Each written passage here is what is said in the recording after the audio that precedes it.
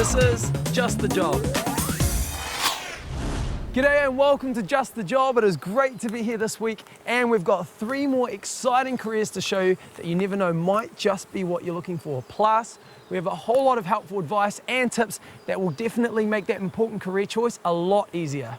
In today's show, Xavier Birch is torn between the love of music and the love of the outdoors. So we're giving him the opportunity to pursue his love of the outdoors with a career that could be just what he's looking for. 17-year-old Nick has a passion for retail, so we take him behind the scenes to find out about a top-selling men's label. And Brody is a sporty outdoors type who knows a thing or two about plants. Could a career in sports turf maintenance be just the job for him? But first up, let's see how Xavier gets on when he heads to Maud Island and finds out more about the unique opportunities that being a Department of Conservation Ranger offers. My name is Xavier and I'm 17 and I'm very interested in ecology and New Zealand endemic and native species, and yeah, hopefully these next couple of days I can learn heaps and have a good time. Have we got a fantastic opportunity for you, Xavier? The Department of Conservation is responsible for the protection of New Zealand's endangered plants and wildlife, as well as giving New Zealanders access to the great outdoors. Their frontline staff are known as Rangers, and they are trained by Coordinator Scott Nichol. Kia ora, Xavier. How are you? Good, mate, good. What makes a good ranger and a good model apprentice is a lot of its attitude. It's passion. This is a job which is about doing something, giving back to the land and back to the people. So actually wanting to give things back to the others around and look after the land, it becomes a passion. Xavier goes through a stringent quarantine process because he is going to Maud Island, a protected reserve in the Marlborough Sounds. How are you? Jump on that a couple of times for us. Cheers. Welcome to the island, I'm Josh. Hey Josh, Xavier. Xavier, nice to meet you, man. Xavier. Going to show you around the Maud Island today, and it's going to be a great day. The island's 310 hectares of predominantly regenerating coastal forest are home to some of the world's most endangered flora and fauna. Josh takes Xavier on a tour of the jobs he does on the island, including scanning for electronically tagged kakariki using a directional aerial. The volume.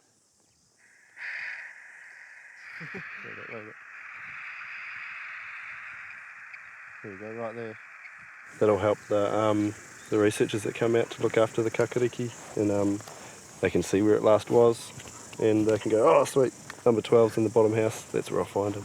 It's an incredibly diverse range of jobs. The stuff that people see mostly we do is out there looking after huts and tracks, protecting wildlife, protecting plants, yeah, a huge range of things. Careers with DOC can start through the Ranger program or with a university degree. On Maud Island, rangers like Josh are helping to bring back the takahe from the edge of extinction. The ranger's goal is to get out there and protect the species, build a good track, look after the huts well, basically provide a service to the country. And that service is looking after the conservation assets on the land and the wildlife. Alright, this is one of the traps we've got on the island here. It's for stoats and rats. An important part of Josh's job is pest control, which means setting and managing over 250 traps designed to protect the island. Bang. Dead. It's not the animal's fault. They're beautiful beasties. They're magnificent in their job, but we've got to go out there with respectfully kill them. Xavier gets a chance to set a trap. They can break your fingers, so you have to be trained how to set one properly. Then flick that up. Yep. Like that. Yep. Leave that hand there, take the sand away. Yep. Perfect. Alright, pretty nasty. And we've got a course for a year at Nelson Marlborough Institute of Technology, training people up so that they're ready to come into the Department of Conservation. They do 4 months at Tech, 4 months working for DOC, and 4 months finishing off the qualification. They come out with their certificates and their pieces of paper they need to go and become a good DOC ranger. Good one. Set and live. Xavier has gone to Nelson Lakes to see the public side of the job from Ranger Kaz. So Xavier, these are our data loggers we use when we're working out in the field. Yep. So all our assets, such as a sign, a hut, a track, structure, it's got a little number somewhere attached to it. So we've got to clean the signboard here. Yep. We've got hundreds of huts around the countryside and thousands of kilometres of tracks. And every hut has to be inspected regularly. Every track needs to be inspected. We've got a team of people who do that, which means they walk every track in this part of the country and mark down everything that's wrong with it and fix it up. Cool, that looks good, Xavier. We'll just sign off that we completed the task. We'll just go up to the computer, will it? Yep. And they'll know. So back at the office, yep, it's all done. Cool. Thank you. The experience is nearly over, but Kaz has one last challenge for Xavier. So we've got a track counter along here somewhere hidden, and you can have a look and see if you can find it. Okay, so it's just along the track somewhere. Yep. Track counters give the rangers a heads up on how popular each walk is, which is all part of the management of this important resource. Am I close? Warm, hot? Yeah, you're pretty warm. Hot? Tell me when I'm hot. Oh, you're getting cooler going that way. Oh, bugger. Pretty hot right there. Oh, that? How was I supposed to find that? Did you see it flexing when you put your foot on it? No way, I was looking in the bushes. Yeah. I thought it was like a big, obvious little camera sitting in the bushes somewhere. So it says 1,452. So I'll give you the magnet. You need to zero it to start off a whole new count. Okay, 0. We're all done. Chuck it back in its container. Yep. One of the things I think is really important is that it's ethically a really exciting place to work, because people come to work for DOC to do something good for the community, do something good for the ecology. And so that actually makes a bunch of people that want to be there. So as a place to come and work for young people, superb. People applying for the National Certificate Program must have a current driver's licence, satisfactory grades at Year 12 or equivalent, and a demonstrated interest in the outdoors and conservation. Nelson Marlborough Institute of Technology take in 20 trainee rangers per year for their 12-month course. Modern apprenticeships are available for students who successfully apply for a trainee ranger position with the Department of Conservation. Well done, Xavier. Getting out amongst our natural environment and playing a part in protecting them for future generations is certainly a fulfilling career option. And maybe something for you to think about that you hadn't before. After the break, we'll see how Nick gets on when he meets up with a buyer for the Barker's men's clothing stores. This is Just the Job. Welcome back to Just the Job, where we look at a whole range of careers to help you discover what is out there waiting for you. Now, do you like the idea of working in the fashion industry? Well, there's certainly a lot of different avenues you could take, as you'll see in our next story, when Nick finds out what's involved in being a buyer for one of the country's top men's clothing stores. Hi, I'm Nick, I'm 17, and I just wondered how the clothes got from where they started off to the shops in the store to the people. Well, you're going to be a part of that process at Barker's Menswear, one of New Zealand's leading fashion stores. Retail buyer Wade is in charge of creating the clothing line for the company's 8 stores. Hey. Hey, Nick. Nick, I'm Wade. Nice to meet you. How are you? Good, thanks. Good. How are you? Good, very well. Have you got a bit of an interest in fashion? Yeah, I do actually. I just reckon it's a real cool industry and like to know more about it and what you do. Great, okay. Part of the reason that we're here at a place like this is actually part of the job, especially when I'm travelling. Yeah. There's a lot of looking and a lot of taking of photos of people on the street. So why do you take the photos? A lot of it's to do with if I see something that I think can work for our stores and we can put it in for the next season. So, Cool. Yeah. But that's just part of it. Yeah. So I'll show you the rest of it. We'll head back to the office and we'll take it from there. Sweet. Great. Wade has just come back from a trip to Europe where he was collecting research, and Nick is going to help him choose a new garment for the next season. So another big part of it, it's not just taking photos and looking at what's getting worn, but we do actually do a little bit of purchasing, and what we're looking at here is trying to find construction of garments that I feel will be good for our customer. Yeah. So let's hang a few of these up and take it from there. Overseas trends set the tone, but there is a lot of work to do before it becomes a Barker's shirt. So Nick and Wade have some important decisions to make. All right, so let's choose one of these and we'll take it to the next process. Cool. We'll use this one. Okay, fantastic. Okay, so what we're going to do now is take a cutting of this. What we have here is what's called a GSM cutter. Yeah. And what this does is take an exact cutting of the fabric. Right, perfect. The circle is used to weigh the fabric before a creative meeting with Sam determines the cut and styling. Hi. Sam, this is Nick. Hi, Nick. Welcome to Barker's. Take a seat. All right, this is the one Nick's chosen. Good choice. Thanks.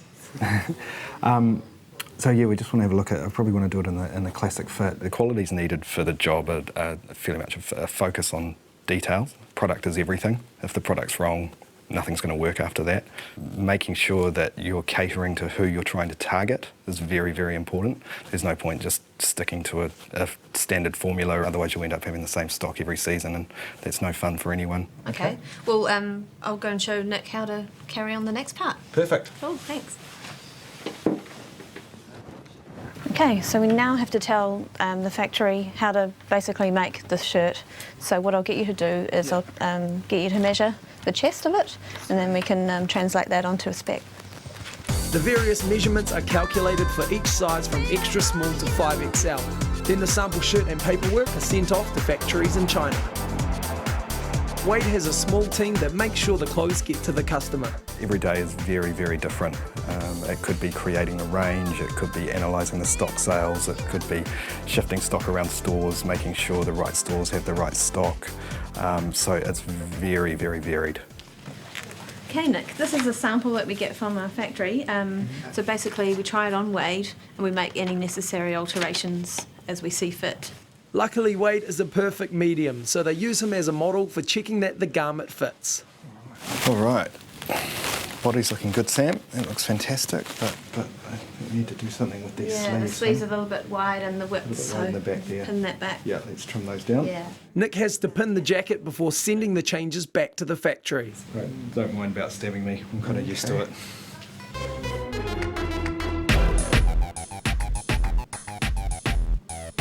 Oh, that's really good, Nick. You've done really well. So from what you've pinned here, I can make the necessary changes and let the factory know, and then they'll send me another sample, and then hopefully it'll be all great. Cool. Thanks. The final result of all this effort will be a garment carrying the distinctive Barker's style. Here we have here, which is a finished garment. So this is something that I saw over in London. What we've done here, we've just added a few things. We've done an extra pocket on this side. As you can see, we've got some satin tape, and we've done the satin covered buttons. A great part of it is being able to create things like this and then getting them into store and actually seeing them on the public, you know, and watching them sell. To know what sells, you need to get in on the shop floor. Biggest thing I could recommend would be get in to understand a retail operation and a retail business. So that may mean starting on the shop floor to begin. And then after they do that, they need to understand how the business works. So really take it in and almost treat the business like it's their own. Wade's job is to sell out every season's line, but you can't do that without good management systems. Logistics is another massive part of retail. So what we have here is a live picking system where stores sell the product and within 2 minutes it registers on our pick screen, and we can have the stock replaced and off to the stores the very next day, so keeping them fully stocked. Barcodes are attached in China so that garments can be tracked through the whole process. Information about what stock is required, including which shelf it is stored on, is uploaded to a handheld scanner. Okay, so we're going to do a pick here now, so that's yours. Let's go get it.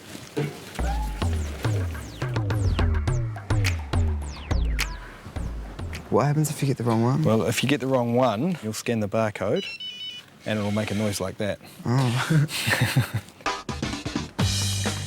The stock is picked and ready to be sent to the store within the hour. Nick's seen the whole process, so what did he think? All right, Nick, well, thanks for coming in and I've shown you a bit of what I do, and hope you found some interesting things. And what was the most interesting? About how it's always changing, and I don't know, I just reckon it's going to be a real cool industry to start and get into and stuff. But yeah, thanks for having me. Excellent, good luck with everything. You too. Cheers. See ya. Retail Institute qualifications can provide entry into a wide variety of dynamic roles available in retail. The National Certificate Level 2 provides core skills for all retailers. Level 3 advances skills in preparation for a store supervisor's role. Further study to Level 4 provides a foundation for future management roles. Well, could a career as a retail buyer be something you're interested in? If you think it might be, then you can check out more information about that career and all the careers featured on the shows on our website. So stick around, I'll have all those details for you at the end of the program. After the break, we catch up with Brody as he checks out a career in sports turf maintenance. This is Just the Job. You're watching Just the Job, and if you're thinking about a career, or maybe you want to change from the career you're in, then stick around because this show could spark a turning point when it comes to your work life. Brody's up next, so let's see how he goes when he checks out the skills needed to create a top-level sports pitch. My name is Brody Askew. I'm 16. I go to Lincoln High School. I do horticulture and PE and thought I could combine the two by trying turf management. Brody's come to New Zealand Cricket's High Performance Centre, which boasts 3 top quality grounds and a training complex. It is based at Lincoln University near Christchurch. Jared Carter, the New Zealand Cricket turf manager, will be showing Brody around. G'day Brody, Jared mate. How you doing? We're going to go for a bit of a walk around the grounds now, see what you think and see whether you think this will be a career for you. Alright. Let's go. First stop, the superb Burt Sutcliffe Oval, an international standard pitch. The playing pitch is the main part of the ground, so we've got to do obviously a lot of rolling. We've got to keep an eye on moisture levels, plus we've got to keep an eye on obviously the climate. We have stinking hot days that suck a lot of moisture out. Do you look after the practice areas as well? Yeah, that's all part of it. Obviously the practice wickets have got to mirror what's out in the middle. Yeah, alright. We've got to prepare 3 nets in there for internationals that are exactly the same as what's out in the middle. In the modern game there is a lot of pressure on venues to provide not only adequate facilities but fantastic facilities. There's a lot of money being poured in by the sponsors. If wickets just aren't up to a high standard, they do risk losing those matches in future years. Today there's a match between the Australia women and New Zealand White Ferns, and the pitch or block has to be dry. Testing the soil for moisture is part of the routine. Yep, that's deep enough. We hope that that top 2 or 3 millimetres is bone dry and rock hard, while remaining reasonably moist down below. To get the moisture reading, the sample is weighed, dried, and weighed again. So is there such a thing as a perfect pitch? It's very hard to find, that's for sure. I mean, there's so many variables that can go into making a perfect pitch. You can have it right where you think you want it at the start of the day, but the weather of the day can change the pitch quite a bit itself. Good news, Brody's in for a sizzler, so Jared checks out evapotranspiration, or how much water will dry out from the soil. It gives us an average over the past week for the evapotranspiration rates. Today's pitch is perfect, but good turf management doesn't end with the block. There's a pretty big field around it. So what's the difference between an outfield and a block? Well, generally with a block we're going against most sports turf practices. We're generally looking to compact that as much as possible. We don't provide any aeration. Also don't have any thatch on a cricket block, whereas in an outfield, as we're doing now, we want to control the thatch. We want to provide a lot of aeration down below to allow the roots to get in nice and deep. And I'll show you what I mean by thatch is a lot of this dead organic material that builds up just underneath the surface of the grass. We'll take a core out here. We can see the organic matter building up on the surface, which is actually underneath the grass. That thatch offers something soft underfoot for the fielders to land on, but it needs to be controlled, and the scarifier is the machine for the job. Right, what we've got under here, if you sneak under and have a look, you've got the blades that are running vertically. Yeah. They're the ones that will cut into the ground as they spin around, rotating forward, cuts into the surface, removes all that thatch, and then just leaves it sitting on top. You ready to have a go? Right. Let's do it.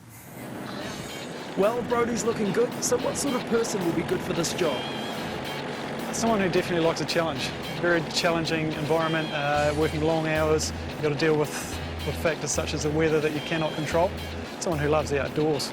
It's a big part of it, loves their sport, loves watching sport at times. Yeah, it's not too bad, Brody. Give him a few lessons on the old straight lines, mate, and then you could be a natural. Daniel Hooper has been an apprentice for New Zealand Cricket for 2 years.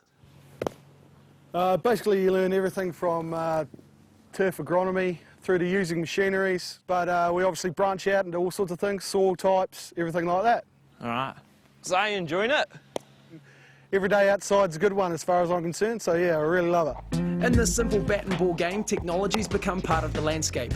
Sprinklers can be remotely programmed, how much water, where and when. And the famous New Zealand cricketer Burt Sutcliffe would never have thought of this, an entire transportable pitch. Well, some of the more modern technology these days has seen the implementation of the portable wickets around the country. There's now 4 venues in New Zealand that use them. Eden Park now has probably had the most games on their portable wickets now in the country.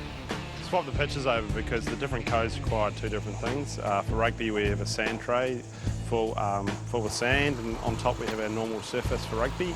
And then for cricket we have a number of pitches that we can swap between games as to whether it's a test match or a one-dayer. Back at the Burt Sutcliffe Oval, the Australia White Ferns contest nears. So how important is it that the turf manager gets the pitch right? You know, from a player's point of view, it's important for us to showcase a really good game of cricket. You know, Some will want a little bit in it for the bowlers. I'm a batsman, so I like it as flat as. It's really important that the turf managers get things right. But look, here at Lincoln, they're absolutely fantastic.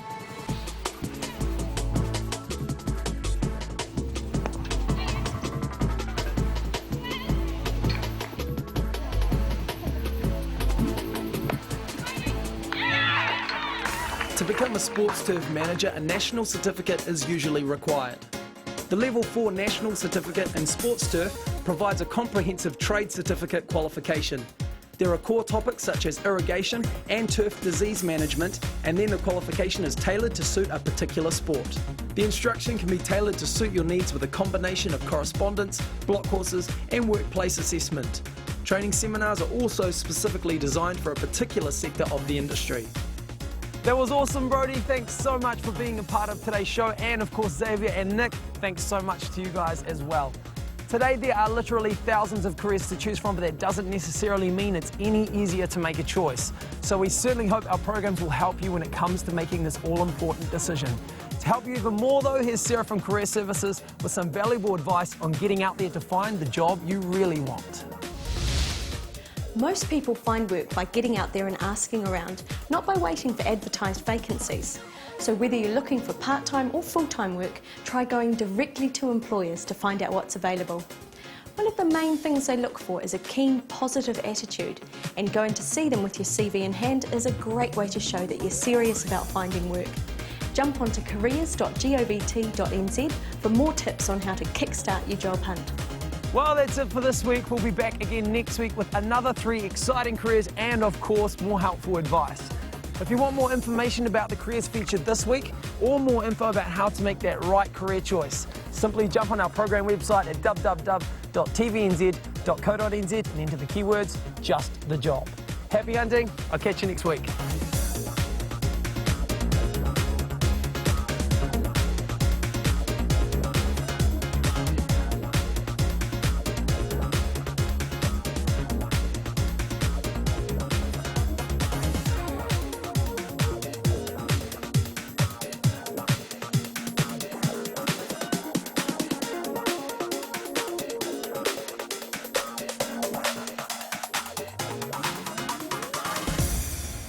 This program was made with funding from New Zealand On Air.